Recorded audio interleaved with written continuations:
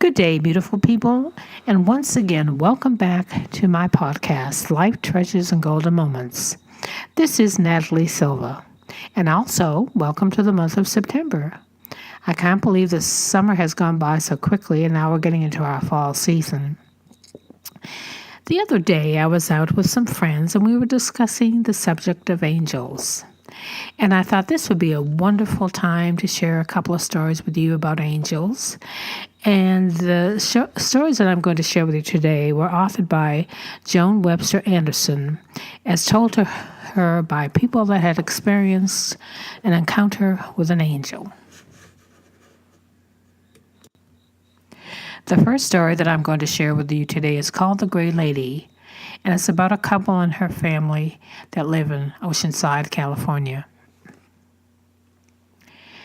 Angelic rescues are sometimes dramatic, but they can also come softly in such a tender manner that the one being helped is unaware of the supernatural aspect until some time has passed. Jean Doctor of Oceanside, California knew this very well. In 1980, Jean's husband John was struck by a strange illness. He had been a healthy 60-year-old jogging every day. But after returning from a business trip, he ran a mild fever, which soon soared to 105 degrees. John's physician gave him antibiotics, but by the next day the fever had not broken, and John was acting strange. Whenever I spoke to John, I seemed to hear two voices in his response, Jean recalled. One was the familiar tone of her husband, then vague and wandering. Seemingly underlying that voice, however, was another, this one deep and comforting, which Jean seemed to hear saying, "You will get through this, John." Jean called the doctor again, reporting not only the symptoms, but the two-voice phenomenon. "He must be hallucinating because of the high fever," the doctor told Jean. "Get him to the hospital right away." Jean did, and although the diagnosis was pneumonia, John soon rallied and was sent home. But the strange symptoms reappeared, and by the time John had been rushed again to the hospital, he had fallen into a semi-conscious state. The doctor told us that John could hear our voices, but could not respond to us. Instead, he would repeat every word we said to him. Jean said, "It was a nightmare. My healthy, reliable husband was failing right in front of me." During the next few days, John faded in and out of awareness. 4 specialists entered the case.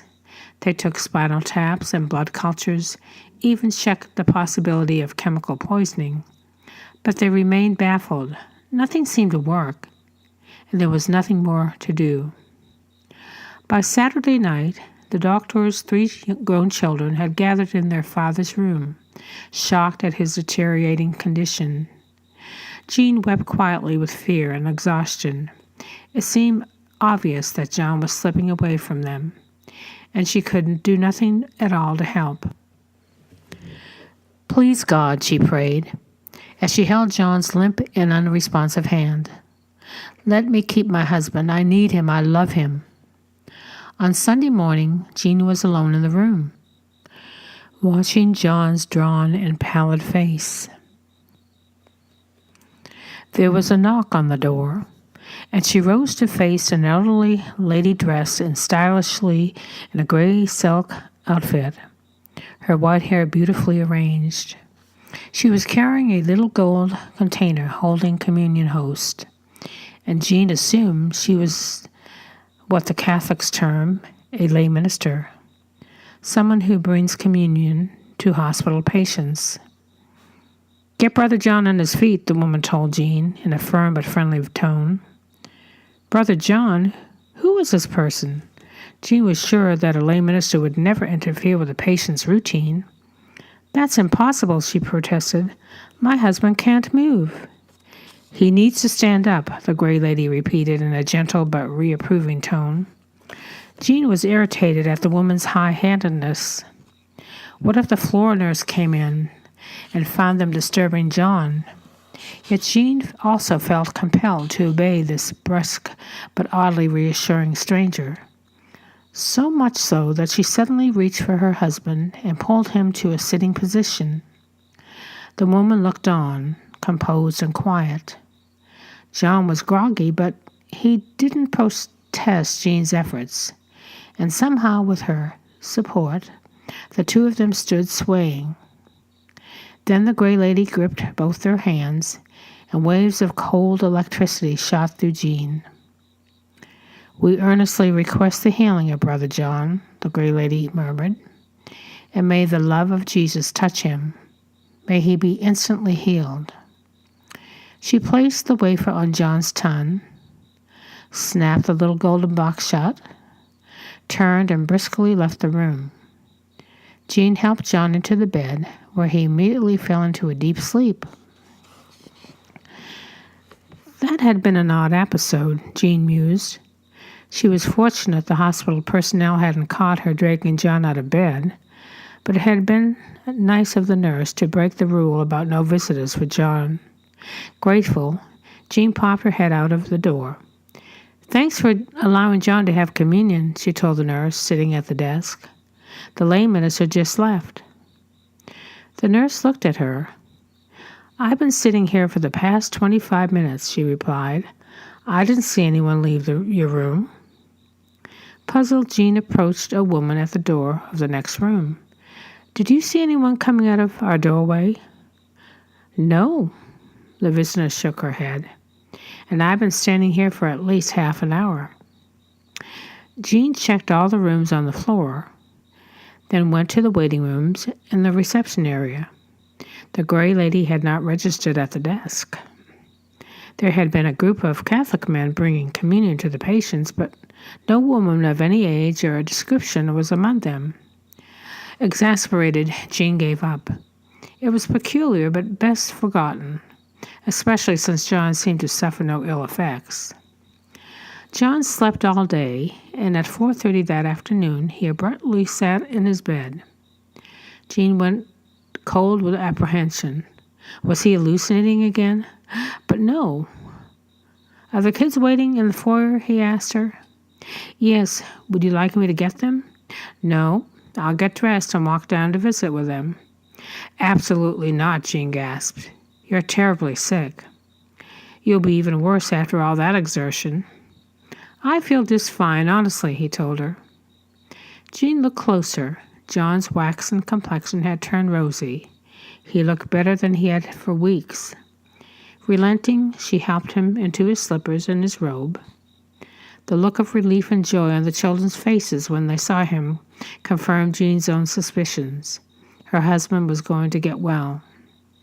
The doctor examined John thoroughly the following morning and was completely mystified.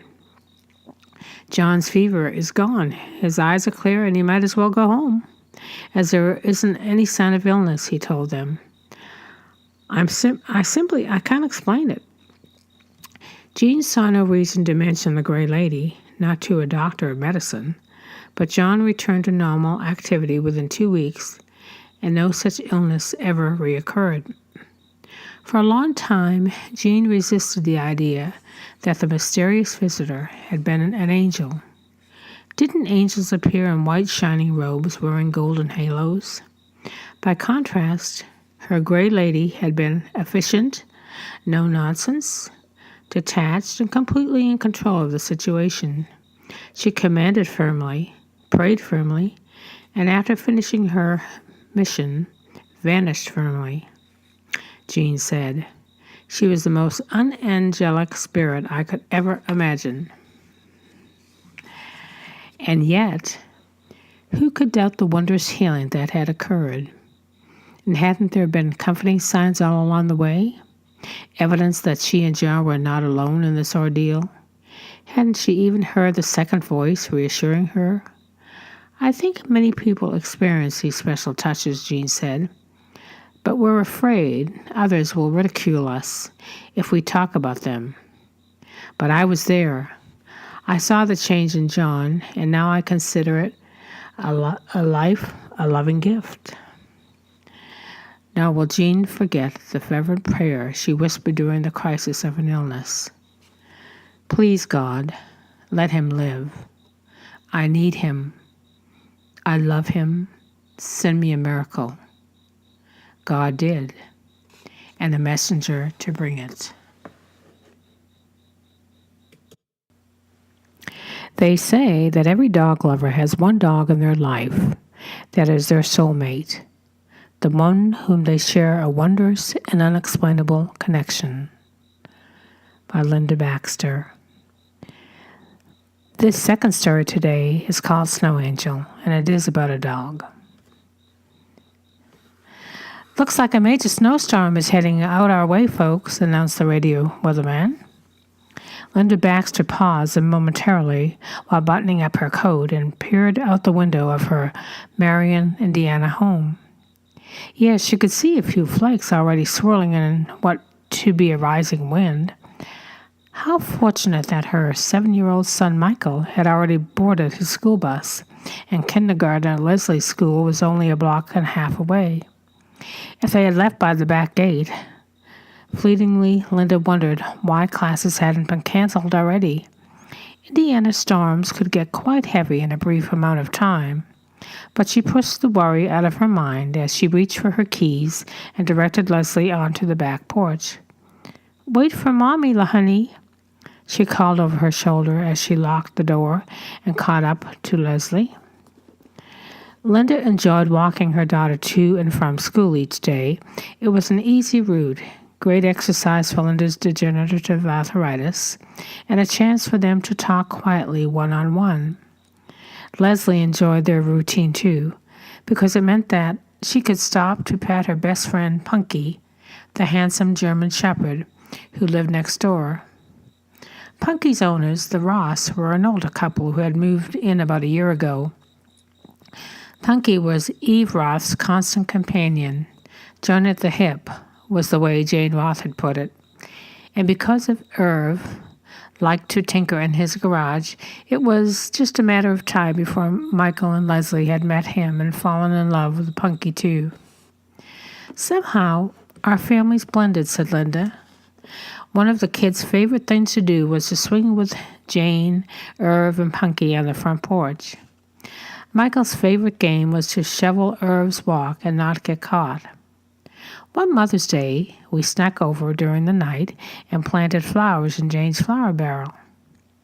Each day since the beginning of school, Leslie had been telling Punky all about kindergarten, as well as her special secrets. The large black and tan dog would listen patiently, then give Leslie a sloppy kiss to show she understood. However, as the days grew colder, the Ross were keeping Punky inside most of the time. "I miss Punky, Mom," Leslie said as they passed the empty yard. "I do too," Linda agreed. "But you want Punky to be safe and warm inside, don't you?" Leslie nodded. It was almost too cold to talk. Flakes were coming down in a full force, and the wind had picked up.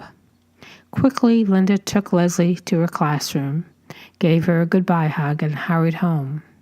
The snow was already a few inches deep. By mid-morning, the announcements of school closings were all over the TV news. "Blizzard conditions are predicted," warned the forecasters. There was a chance of whiteouts, those situations in which the falling snow became so dense that a person could lose perspective and a sense of direction. "At least I don't have to drive," Linda thought as she bottled up again. That would certainly be dangerous. Leslie's school was letting out early, and with any luck, they'd be safely home in a matter of minutes. Hopefully, Michael's bus would be a little late. Linda left the front door open, but she knew Michael would worry if she was not at home when he arrived. This day was becoming so complicated. When Linda stepped out of the back door for the noon hike to school, the snow was already up to her knees. None of the neighbors had shoveled yet, knowing that the wind would simply whip the drifts back onto their sidewalks. This made walking almost impossible. For the first time, Linda was afraid.